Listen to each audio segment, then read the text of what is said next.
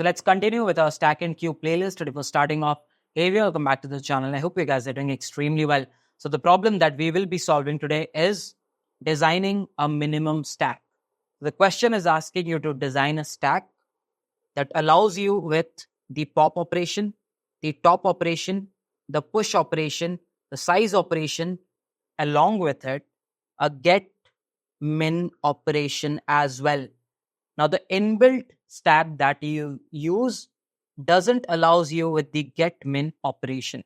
So you'll have to design it in your way.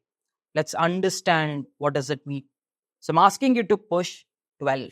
That means the stack will have 12. After that, I'm asking you to push 15. That means the stack will have 15. After that, I'm asking you to push 10. That means the stack will have 10. After that, I'm asking you, hey, what is the minimum of all the values that you have in the stack? So you'll be like, it is 10. After that, I'm asking you to pop out. So 10 will be gone. 10 is gone. After that, I'm asking you top. Top is 15. Very basic stack stuff.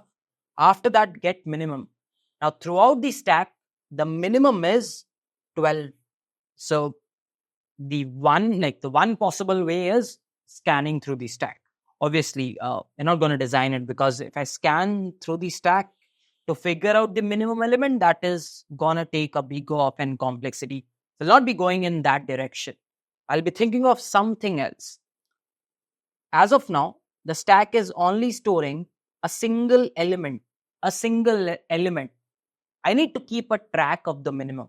What if I can modify the stack? What if I can modify the stack and I can store a pair of element? So basically pair of integer, comma integer, where the first integer will be the value that is pushed, whereas the second integer will keep a track of the minimum that I've seen till now. Okay, perfect. Let's check it out. The first operation is asking me to push 12. The stack is empty. So do I have any minimum till now? No. So what I can do is I can take 12 and I can say that 12 is the minimum because I don't have any element till now. Push it across. Okay. After that, I have something as push of 15. What is the minimum that you've seen till now? Can I just go to the top, get the second element, and I know the minimum that I've seen till now? That is 12. And you're asking me to push 15. So even if I push 15, will the minimum of the stack change? No. No, right? So what I can do is I can take 15, and since I compared with the previous minimum, my minimum doesn't change. So I push 15, 12. Okay, perfect. Next one is push of 10. What I do is, again, I get the minimum till now of the stack, that's 12. I'm trying to push 10. If I push 10, will the minimum change? Yeah. So I'll push 10, 10, because the minimum of the stack has now changed to 10. Got it? Perfect. After that, I'm asking you to get the min. So what I'll do is I'll go to the top. I'll get the second most element, because that is where I'm storing the min of the stack till now. Got it? Perfect. I've got 10. That's amazing. After that, I'm asking you to pop. Whenever I am asking you to pop, what will happen is the pair will go out. The pair that you're storing will go out. After that, the top. Again, if I want the top, I can get the first element, that is 15. So the top will be 15. After that, the get min. I don't have to scan through the entire stack. I can straight away look at the top dot second, because that is where I'm storing the minimum. And I'll get the value as 12. So done and dusted, right? Time to quickly write down the pseudocode. So I'll be designing a stack. So it's better that I write a class solution. So class of stack. We can use the internal stack instead of using the linked list or whatever. In case the interviewer is asking you to design it from scratch, you can use the linked list method that I have already taught you in my first introduction lecture. So I have a stack which is going to store pair, right? So let's write the push operation. The push operation is going to take a val. I know one thing. If the stack is empty, that means that this is the first element. There is no doubt in it. And if this is the first element, I can use the standard stack dot push. And what will I be pushing? The first element will be val, and the second minimum will also, like the minimum, second element will also be val. If it is not empty, in that scenario, I'm going to push first element as val, correct? And the second element will be the minimum of, the minimum of the current val and the minimum that I've seen till now, which is stored in the top's second. Perfect. Will that be good? That should be good. You can write the top, you can write the pop. That's very simple. You don't have to write it because the internally you already get a pop and etc. So you can write it accordingly. I just need to write the get min. So maybe I can write the get min. It's going to be super simple. How will get min look like? It's gonna be super simple. You're gonna call stack dot top, the internal function, and then the second element from it. This stack dot top is the internal library stack dot top. So what it will give you is the entire pair. And then when you say a second, kind of gives you the one, right? Now over here, if they're asking you to implement a top function in the class in an interview, you can again internally call stack dot top and you can return the first function. So this will automatically do it. At the same time, you can rename this to something like stack or something else because this is named as stack. You can write the other functions similarly as well.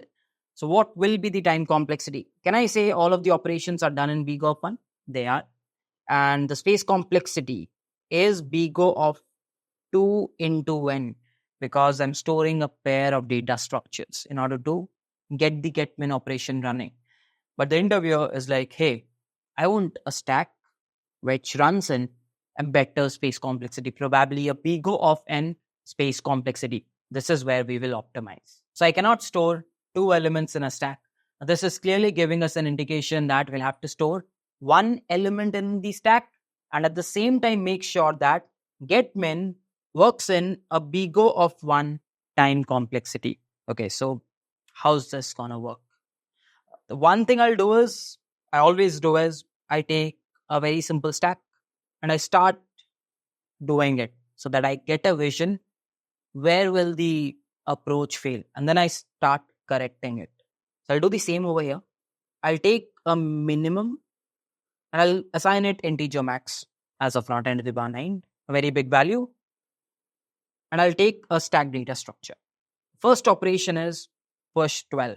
So I'm going to push it to the stack. I'm going to update my minimum to the value 12. Okay. After that, I've been asked to push 15. I know this is not going to replace minimum. So I'm going to just push it to the stack. After that, I've been asked to push 10. Now over here, I know one thing. When I push 10 into the stack, this is going to replace my minimum. This is going to replace my minimum. If the previous minimum was 15, it will be written over. After that, I've been asked to get the minimum. I'm going to easily give them the minimum as 10. After that, someone is asking me to pop out. Now, when I try to pop out, 10 will be popped out. But will the minimum be 10? The minimum is still storing 10. I'll have to go back to 12, but I cannot store the past history because that will lead to space complexity. Can I go back to 12? No. So the problem arises over here. There is a problem if I go this direction. So I'm not going to store 10. Anytime I get a value which is going to replace my minimum, I'm not going to store 10. Instead, I'm going to store this 2 into the val that has been given to me, minus the current value, the current minimum, which is basically the previous minimum. Why previous minimum? Because I've got a new minimum. 10 is my new minimum. If I have to insert it, 10 is my new minimum. So this is the previous minimum, which is the new val that has to be inserted. How much is that? 2 into 10 has been asked and previous minimum is 12. So this boils down to 8. So this is the value that you will insert. Anytime you get a new minimum, you don't insert it into the stack. Instead of it, you insert a modified value. Remember this. Remember this. You insert a modified value, and at the same time, you replace minimum to 10. You replace minimum to 10. So you can say this, that the minimum is storing the minimum and at the same time storing the top as well, because this is your current top element. Okay, makes sense. We'll come to this afterwards.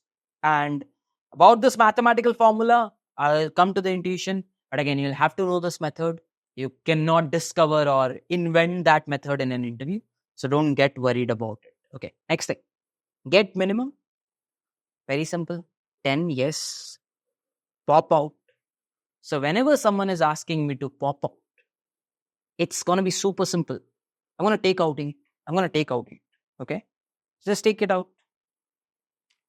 What else do I need to do? I need to make sure the minimum goes back here. Okay. Do I have the formula which I used to insert into the stack? I do have it. Can I probably put those values and try to see if I can get the previous minimum? Okay, let's see. If I have to get the previous minimum, what will the formula look like? Previous minimum, if I have to get, because I'll have to go back from 10 to my previous minimum. Formula will look like 2 into val minus the new val that you inserted. You know the value of new val? That's 8. You can easily get it at the top of the stack. But what about this val? Can you say the current minimum is the val that originally came to be inserted? It did. That's just 20 minus 8. That's 12. So you could actually go back to 12. You could actually go back to 12. That's super simple. You could actually go back to 12. Okay. I went back to 12 after doing this pop operation. I popped out 8 and I went back. Okay. I'm able to do it. I'm able to do it. What's the next one? Get min. Okay. The minimum is 12. That's correct. The top. Is your top 12 or is your top 15? If you remember, the top is 15, not 12, because this value was not modified. Perfect. So I'll just take the top to be 15. Okay. Next is push of 10. Again, will you push 10? No, because it is going to modify your minimum. It is going to modify your minimum. So what you will do is, instead you'll push 8. After pushing, you update your minimum to 10. Remember, whenever you modify, the minimum is your top value. Okay. After this, top. Whenever someone is asking you the top, what will that be? Will it be 8? No. You don't take 8. Instead, you take 10. You might have a question. Hey, how do I know? Because over here, you took 15. And over here, you're taking 10. Simple answer is, if 15 is greater than 12, that means you didn't modify. But if 8 is smaller than 10, that means you modified. How is the question? The question arises, how? Right? Why were you modifying the value? Because 10 was lesser than 12, where 12 was the previous minimum. And you had to replace it, right? Correct? That is lesser than this. So can I say, if this is my value greater than my previous minimum, whatever, okay, so can I say val minus minimum is going to be lesser than 0? So val minus minimum is lesser than 0. Can I add val to both the sides? If I do that, it will be val plus val minus minimum lesser than val. I can. That will be typically 2 into val minus minimum lesser than val. Correct? So if you remember, this is nothing but, what was this? Yes, this was your new value. This was your new value, if you remember. So can I replace this with new value? So I'm very sure that the new value which is to be inserted is always going to be lesser than your value which is going to replace this. I know it. Thereby, at any moment, this is lesser. You always take the minimum and return. Super simple. We got that, right? And you also got the mathematical proof. while I was doing the dry run, right? How I took it out and how I got back to the previous state. So you know both of them now. What should we do now? Yeah, we'll be writing the pseudocode. So let's quickly write down the pseudocode. So I'll be designing the class minimum stack, and inside it, I'll be taking a stack data structure. I'll have to write down the push, top, get min, and pop operation. So the push operation will be taking a val. So let's try to write that down first. First condition would be, what if the stack is empty? Make sure you take a minimum as well, which can be long max, int max, whatever you want to define it.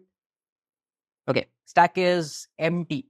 In that scenario, you can just assign the minimum to be the val, and you can ask the stack to push it.